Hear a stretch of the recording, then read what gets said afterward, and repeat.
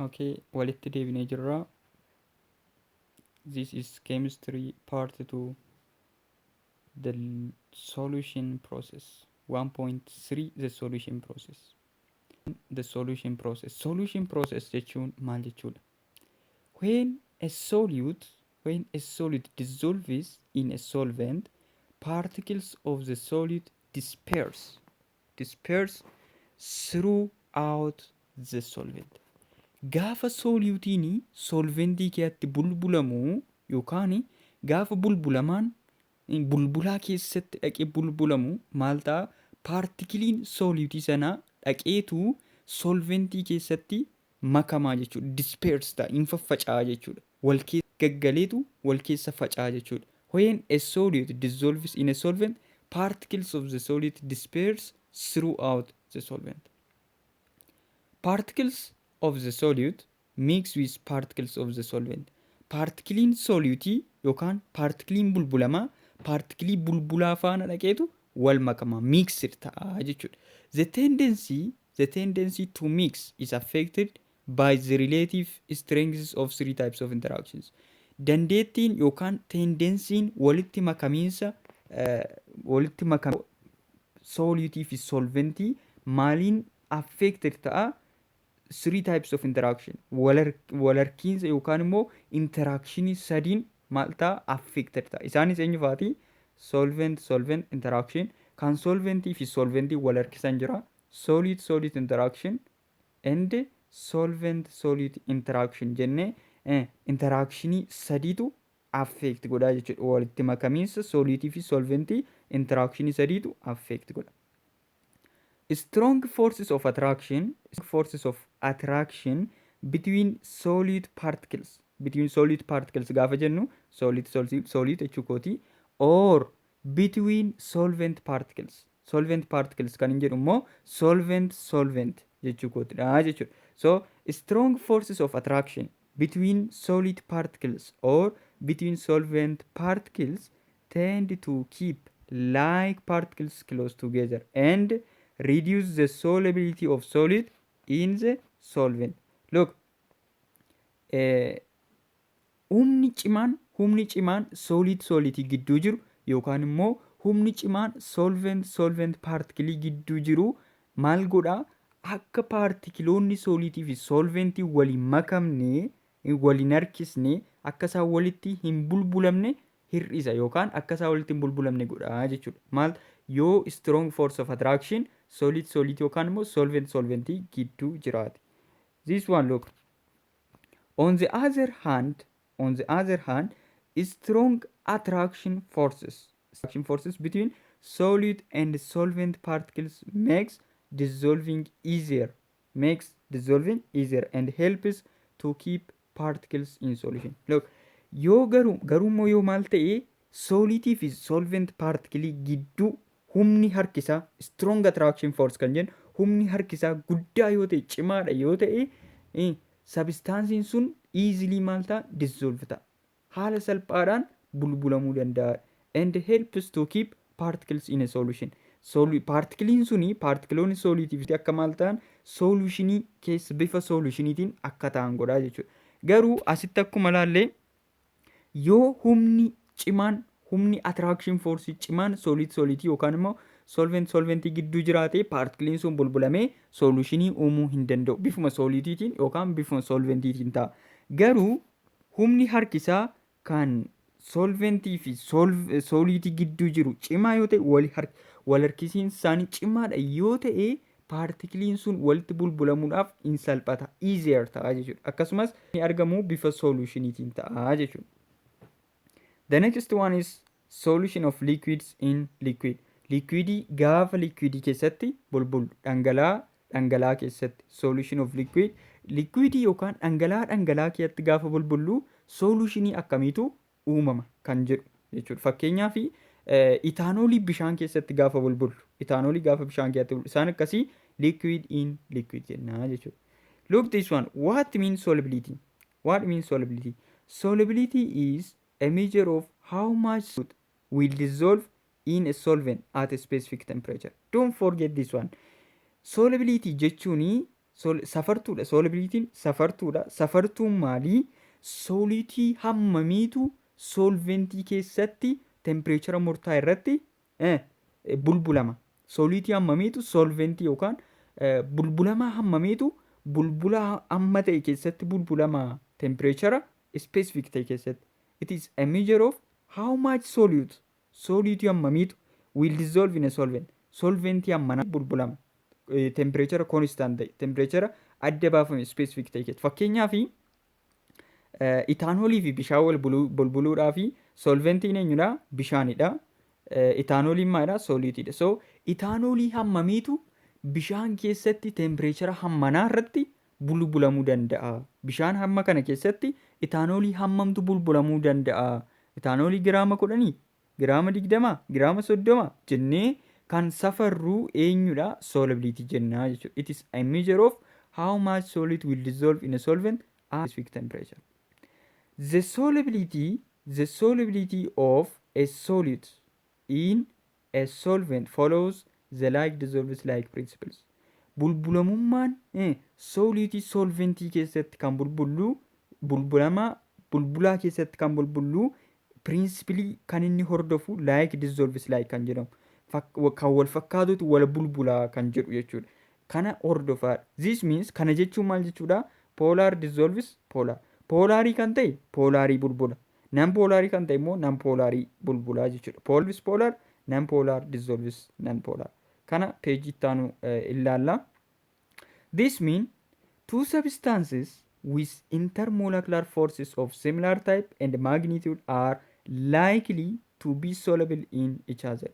Ishee kana sirriitti qabachuu qabdu. Qormaatarra inni dhufti dabartee waan ta'eef.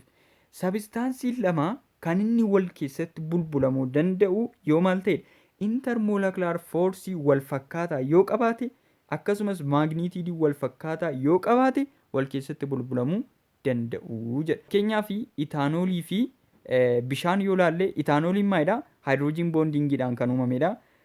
Bishaan yoo fudhanne water H2O hydrogen bondingiidhaan kan uumame. So intermolecular force isaanii wal fakkaataadha. Similaaridha. Eenyudhaan? Hydrogen bondingidha. So bulbulamuu danda'a jechuudha. Substansiin lama kan inni bulbulamuu danda'u intermolecular force fi magnitude wal fakkaataa yoo qabaatedha jechuudha. Don't forget. The next one liquid. Liquid amma kan amma ilaalaa turre asitti solution of liquids in liquids jennee ilaalaa turre. Isaan kuni liquidiin gaafa liquidii keessatti bulbulamu liquidii hundatu liquidii bulbula jechuu keenya miti. Liquidiin hundumtu dhangala'aan hundumtu dhangala'aa kamiyyuu keessatti bulbulamuu hin danda'u. Bakka sadiitti qoon liquidii bulbulama isaanii bakka sadiitti qoon. Tokkoffaa liquids that are completely miscible. Miscible jechuun kan bulbulamu jechuudha.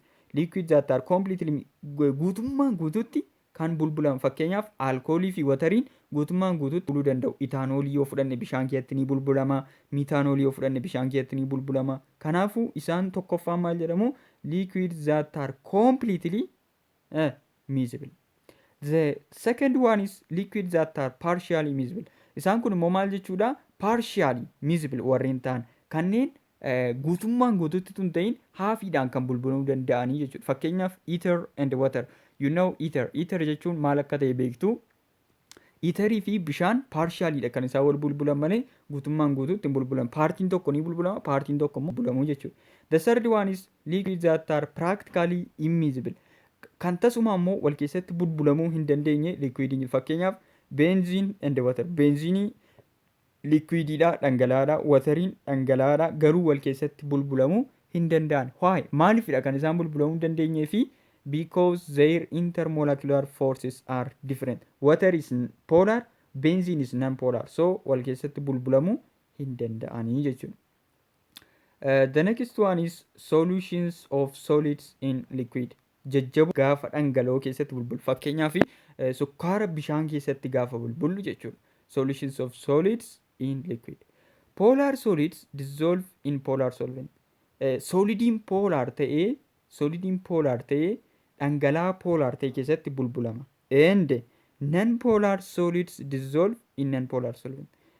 Solidiin non-polar ta'e immoo dhangala'oo non-polar ta'e keessatti bulbulama jechuudha. Water and the other polar molecules are attracted to ions. Water and the other polar molecule bifi moleculoonni polar ta'anii maalitti harkifamudha? Aayonatatti. Fakkeenyaaf potassium ion, sodium ion, hydro oxide ion isaan kuni bishaan faana wal harkisuu jechuudha. The electrostatic attraction between an ion and a molecule with a dipole is called an ion dipole attraction. Don't forget this one. Kun qormaata intiransii irratti yeroo baay'ee gaafatamti. The electrostatic attraction between anion. Anion kan jennu fakkeenyaa fi potassium jechuu dandeenya. The electrostatic attraction between an ion and a molecule with a dipole. Fakkeenyaaf moleculiin dipooliin eenyudha? H2O water jechuu keenyadha. Potassium ionii fi H2O. Potassium ionii fi H2O'n gaafa walitti bulbulamu electrostatic attractioniin gidduu isaaniitti uumamu maal jedhama? Ion dipole attraction jedhama jechuudha. Ion dipole attraction. Potassium ioniin kun sodium ionii ta'uu calcium ionii ta'uu danda'a, kanneen biroos ta'uu danda'a. So ion dipole attraction jennaa jechuudha isa akkasiiti. Okay, the next one is in general, when a solid particle becomes surrounded by solvent molecules, we say that it is solvated. Gaafa solid particlein qaamni bulbulamaa particlein bulbulamaa bulbulaadhaan surrounded ta'u gaafa marfamu maal jennaa? Solvated ta'e jennaa jechuudha. Solvation processiin sun immoo jedhama jechuudha. Garuu when the solvent is water, the process is called hydration. Solventiin sun bulbulaan sun bishaan gaafa ta'u, waterii gaafa ta'u, processii sanaan maal jennaa? Hydration jennaa jechuudha. Maal ta'e solutiin sun maal ta'e jennaa? Hydrated ta'ee jenna. Don't forget this one. Gaafa partikiliin soliitii solventiidhaan marfamu surrounded gaafa ta'u solvated ta'e jennaa. Processichi immoo solvation jennaa. Gaafa solventiin sun immoo wateriidha yoo ta'e hydration jennaa jechuudha. Don't forget this one. Okay, what the next thing is the rate of dissolution. The rate of dissolution. What means the rate of dissolution? The rate of dissolution is the speed. As you know, rate means speed. Akkuma kan dura beennu rate jechuun jechuudha, speed jechuudha. So the rate of dissolution is the speed with which a solid goes into solution.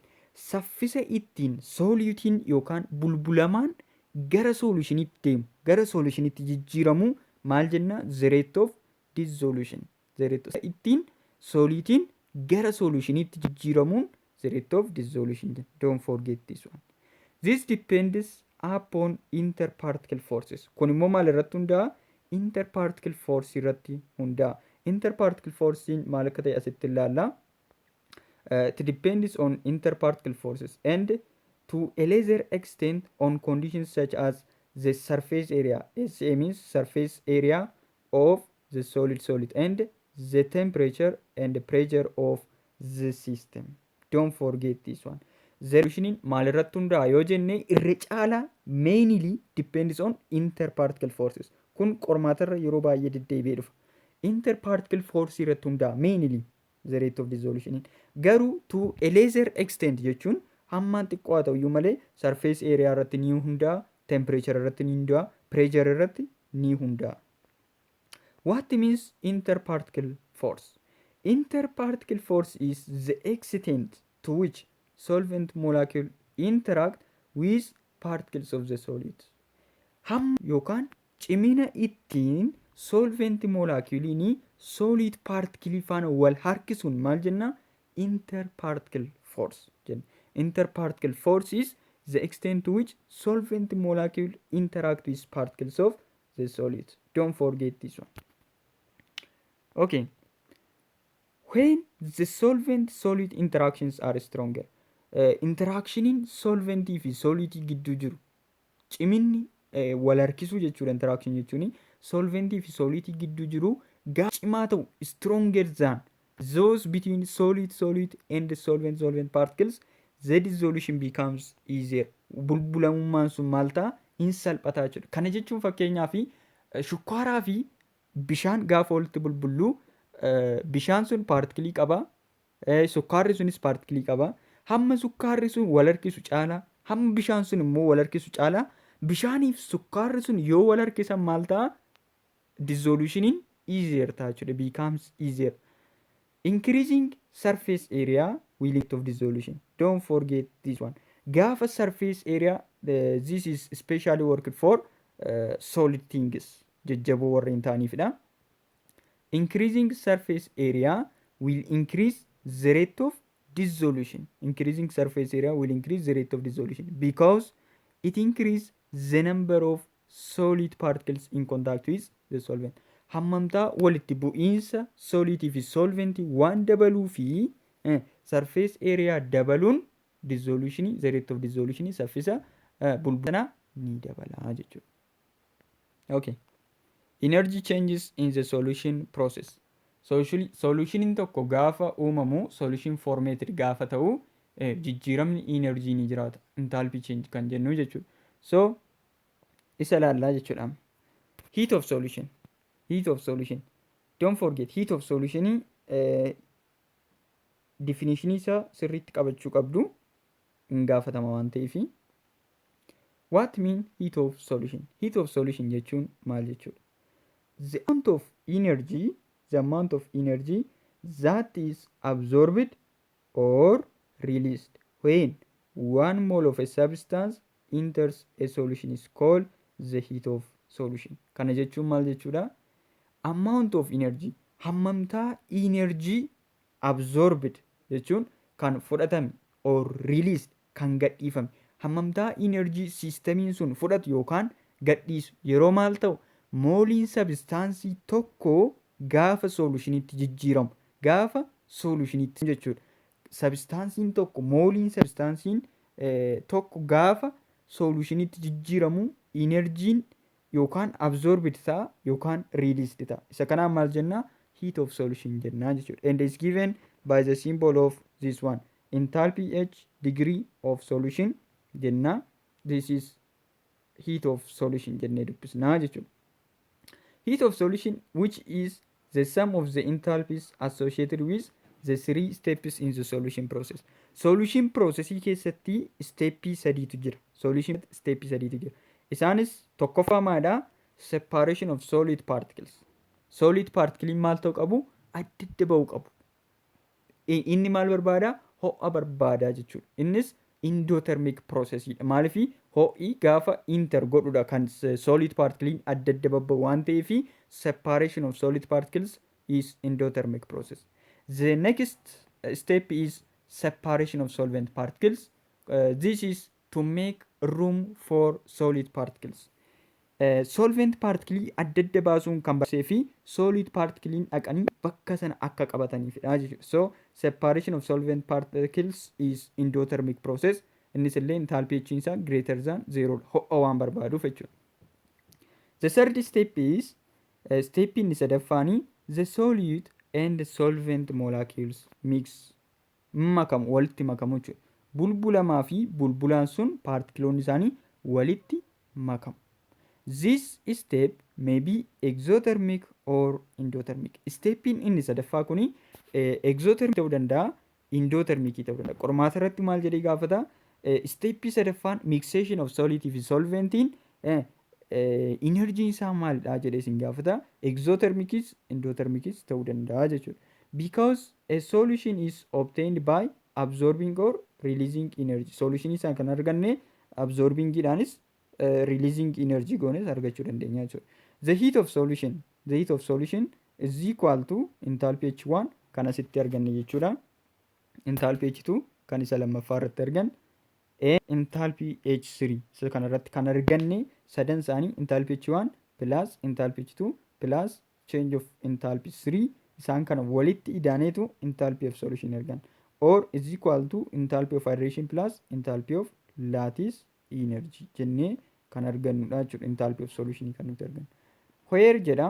Where enthalpy 1 and enthalpy 2 are enthalpies required to separate solid particles and solvent molecule respectively. Enthalpy 1 in solid particle adda baasuudhaaf enthalpii tun immoo solvent particle adda baasu. Enthalpii 3 immoo it is the enthalpy of solvation jedhama jechuudha. Asitti mix jennee isumadha solvation kan jenne asitti jechuudha.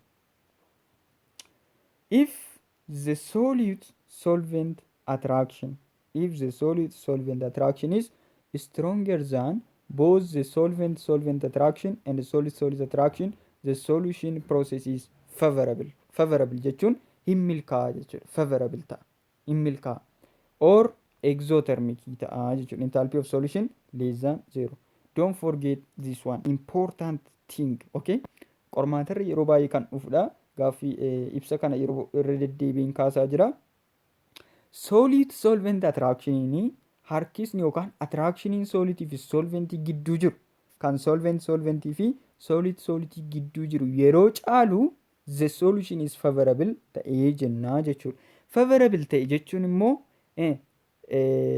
change of energy isaa maal ta'e jechuudha? Exothermic ta'ee jenna. Enthalpy of solution isaa less than 0 jechuudha. If it is weaker kana jechuun solid solvent attraction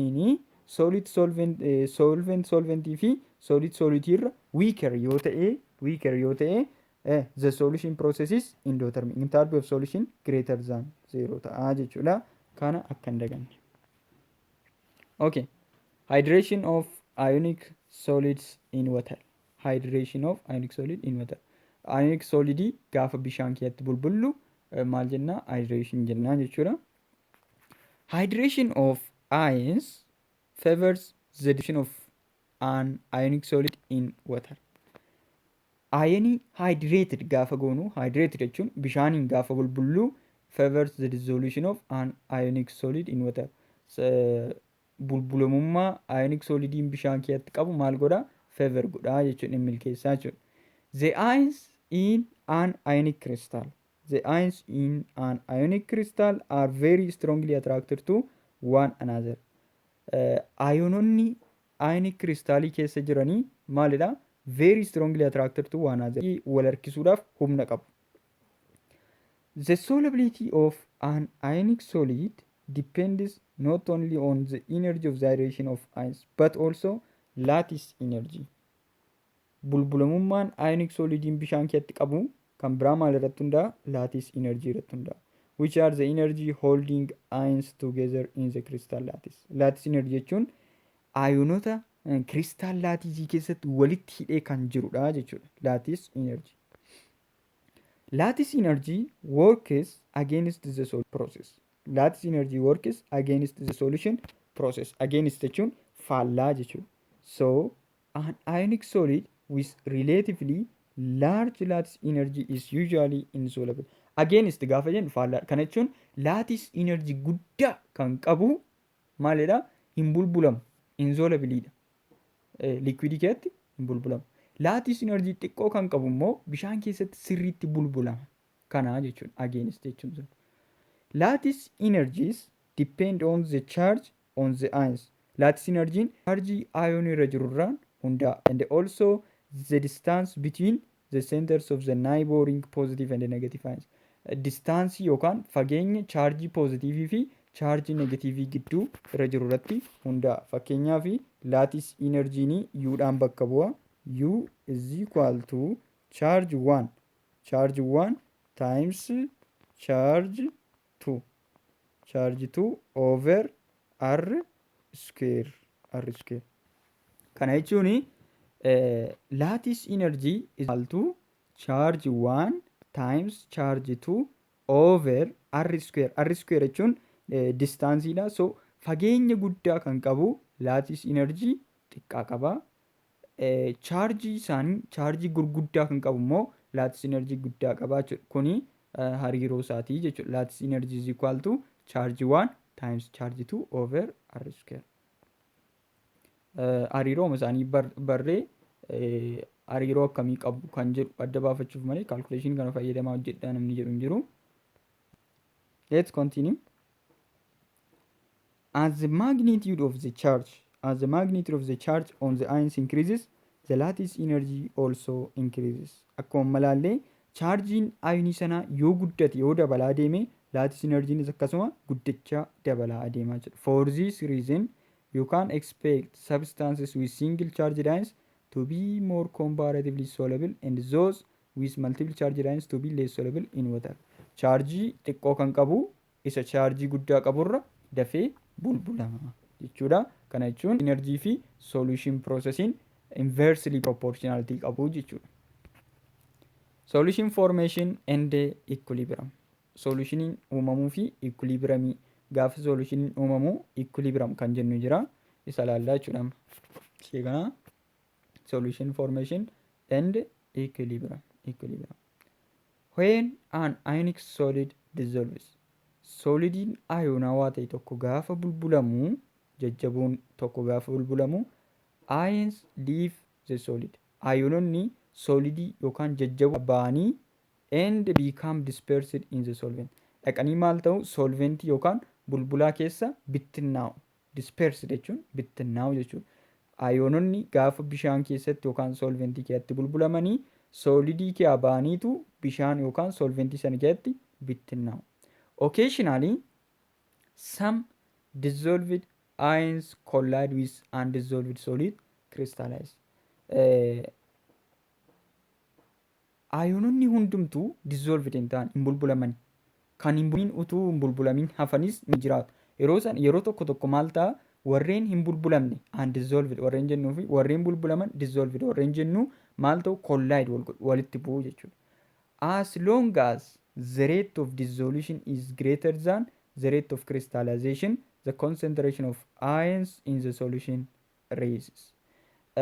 Ammuma reactioniin sun geggeeffamaa deemu saffisni ittiin solutioniin uumamu dhaqeetu saffisa ittiin crystallizationiin uumamu caala. Gaafa kana ta'u ayoononni gara solutioniitiin jiran ol ka'uu jechuudha, guddatu jechuudha. Eventually ions from the solid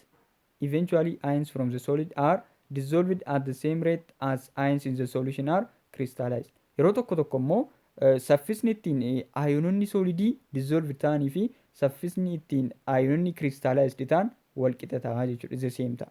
At this point, even though dissolution and crystallization continue, there is no further change in the concentration over time. Dissolution fi crystallization uumamuuni itti fufa garuu maal hin ta'u? No further change in the concentration over time. Concentration irratti jijjiiramni hin uumamu jechuudha. The system has reached equilibrium. Yeroo saffisni ittiin dissolutionin uumamu fi saffisni ittiin crystallizationiin uumamu wal qixa ta'u equilibrium ta'ee jennaa jechuudha. The system has reached equilibrium. That is excess undissolved solid in equilibrium with the dissolved solid. That is excess undissolved solid. Solidin undissolved in solidin dissolved ta'e equilibrium irra ta'a jechuudha. Look this one. Solid dissolved ioniin asirraan jira. Yeroo gara mirgaatti deemu dissolution jenna. Yeroo gara bitaatti deemu immoo crystallization jenna. Crystallization jechuun solidiin kan ittiin uumamu processii ittiin solidiin uumamudha. After equilibrium established, no more solid dissolves. Yeroo equilibrium irra ga'u solidiin kan biraa bulbulamuu hin danda'u. After equilibrium established, no more solid dissolve. Why? Such a solution is said to be saturated. So akkasii maal jenna? Saturated jenna. A saturated solution is a solution in which the dissolved and the undissolved solids are in dynamic equilibrium. Saturated solution kan jennu dissolved kan ta'e kan bulbulamee fi undissolved kan hin bulbulamin gaafa dynamic equilibrium irra galan maal jenna? Saturated solution jenna jechuudha. Saturated solution jechuun solidiin biraa bulbulamuu hin danda'u. Dhaabbateera. Before equilibrium is reached, utuu equilibrium the solution is said to be unsaturated. Equilibrium biratu hin ga'ini solutioniin sun maal jedhama? Unsaturated jedhama jechuudha. Unsaturated solution is a solution that can dissolve more solid at a given temperature. Temperature kenname irratti unsaturated solution kan jennu temperature kenname irratti solidii kan biraallee ammayyuu bulbuluu kan danda'u. Solidii biraa yookaan bulbulamaa biraa ammayyuu bulbuluudhaaf humna kan qabu, ga'umsa kan qabu unsaturated solution jennaa jechuudha. The solubility of ionic solids in water increases as temperature increases. Solubilitiin ionic solidii baay'een isaanii gaafa tempereecharri dabalamu bulbulamummaan isaanii dabalaa deema. Fakkeenyaaf sukkaarri jajjaboodha. Bishaan keessatti yoo bulbullee sukkaarri ni bulbulama. Garuu immoo sukkaara fuunee shaayii ho'aa keessatti gaafa sochoosnu dafeetu bulbulama. Bishaan qorraa keessatti sukkaara bulbuluurra shaayii ho'aa keessatti sukkaara bulbuluutu irra ariifatee bulbulamaa jira. Kana jechuun soolidoonni baay'een gaafa bishaan keessatti bulbulaman tempereechara isaanii yoommoo itti daballee saffisaan bulbulamuu danda'u jechuudha. They form supersaturated solutions which actually contain larger amounts of solids than insaturated solution. Supersaturated solution kan jennu saturated solution irra amount of solidity guddaa qaba. Solidity baay'ee of keessaa qaba supersaturated solutioniin. Supersaturated solutions are unstable dha. Supersaturated solution unstable dha. And addition of acid crystal of solid which generally cause all of the excess solid to suddenly crystallize. Seed crystal supersaturated irratti daballee maalta crystallization uumamaa jechuudha. So isaan kana qabadhu. Saturated, unsaturated and supersaturated. Isaan jedhu garaagarummaa isaanii kitaabarraa sirriitti dubbisa. The next thing is effect of temperature on solubility. Solubility irratti bulbulamummaa irratti temperature'ri effect akkamii qaba? Dhiibbaa akkamii qaba? Solubility is the maximum amount of solid that will dissolve in a given amount of solvent at a given temperature to form saturated solution. Kan barbaadamu saturated solution uumuudha. Solubility kan jennu immoo maximum amount of solid hammamtaa solitiin itti solventii keessatti bulbulame temperature kenname tokko irratti jechuudha. Most solids are more soluble at higher temperature. Solidiin baay'een temperature guddaa keessatti dafanii bulbulamu. More soluble. Most solids are more soluble at higher temperature. Solid isheen kuni solid jechuudha. Solid plus water plus heat kan jechuun ho'a dabalatee jechuudha. Maaluma saturated solution saffisa guddaadhaan kan eenyu most solids solidiin baay'een jajjaboon baay'een increasing the temperature shifts the equilibrium to the right. Temperature dabaluun keenya equilibrium isaa gara kamitti naannessaa gara mirgaatti gara saturated solutioniitu uumamaa jechuudha. That means formation of solution is favored. Kan silaa barbaannu solutioniin silaa nuti uumuuf barbaannu maalta ni saffisaa jechuudha. Some solids higher solubility up to a certain temperature. Solidoonni tokko tokko immoo jajjaboonni tokko tokko hamma temperature murtaa'aa wayitti maal qabu higher solubility qabu. Garuu and the lower solubility at still higher temperature. Temperature guddaa irratti ammas gaafa ol siqnu solubility isaanii maal ta'a gadi bu'aa jechuudha. There are some salts that have negative enthalpy of solution. Negative enthalpy kanneen qaban immoo shaboon tokko tokko jiru. For such type of salts, increasing temperature decreases the solubility. Negative enthalpy kanneen qabanii fi temperature dabaluuni bulbulanii hir'isuudha. Solubility isaanii decrease gochuudha. So dabaluu hin qabnuudha. Example lithium sulfate, selenium sulfate isaan kun negative enthalpy waan qabaniif temperature dabaluun keenya dadhabbiidha jechuudha. Homaa bu'aan buusu. Solubility sana decrease godha. For gaseous solid, increasing temperature decreases solubility because gas mix exothermical. Don't forget this one. This is the important thing. Solidity gaasii ta'ee fi temperature dabaluun solubility maal gochuudha? Decrease gochuudha. So maalifidha kun kan uumamu gaasiin exothermicalidha kan inni mix ta'u. Kana jechuun energy release godheetudha gaasiin kan inni mix ta'u. So temperature dabaluu hin qabdu. Solution plus water gives saturated solution plus heat. Heatii waan baasuu fi temperature dabaluun hin barbaachisu. Gaasiin temperature hin barbaadu waan ta'eef. If temperature is increased, the equilibrium will shift to the left. Gara leftiitti. Yoo temperature daballee gara leftiitti, gara solidii fi gara wateriitti waan deebi'uu fi solutionii hin argannu jechuudha. Kana Lee-Chatter's principle. Grade 11 unit 5. Read grade 11 unit 5 Lee-Chatter's principle. Okay, the next thing is effect of pressure on solubility. Pressurein immoo bulbulamummaa irratti dhiibbaa akkamii qaba? Pressure has little effect on the solubility of liquid and solid. Bulbulamummaa dhangala'oo fi bulbulamummaa jajjaboo irratti pireejarri effektii xiqqoo qaba. Little effect. Effektii hin qabuudha otoo hin ta'in effektii xiqqoo qaba. Because they are almost incompressible.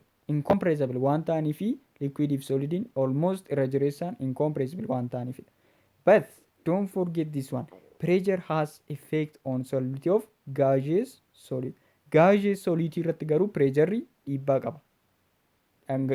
Gaazii kan ta'e irratti solidii gaazii ta'e irratti pressure dhiibbaa qaba. As pressure increases, solubility of gases also increases. This was explained by Henry's law. Yeroo pressure yookaan dhiibbaan yeroo dabalaa deemu bulbulamummaan maal ta'a? Dabalaa deemuuf for gases. Henry law maal jedha? Henry law states that the amount of a gas dissolved in a given amount of solvent at a specific temperature is directly proportional to the partial pressure of the gas above the liquid. The amount of a gas hammamtaan gaazii solventii keessatti bulbulamu at specific temperature dhaabbataa irratti maal ta'a? Directly proportional to the partial pressure of the gas. Look, isheen kun solubility dha. Isheen kun immoo pressure of the gas. So jarreen kun lamaan maal qabu? Directly proportionality qabu. Yeroo isheen kun dabaltu inni kunis hin dabalaa jechuudha. KH maadha? Constantidha. No effect. Okay. So this is the formula. Ishee kana shamaddaduudha sirriitti qabachuudha formula kana. Yeroo baay'ee qormaatarra hin gaafatamu garuu darbee yerootti gaafatu jira. So formula kana shamaddaduudha. CG jechuun solubility of gas maaliin safarama? Mole per liter. PG jechuun partial pressure of a gas.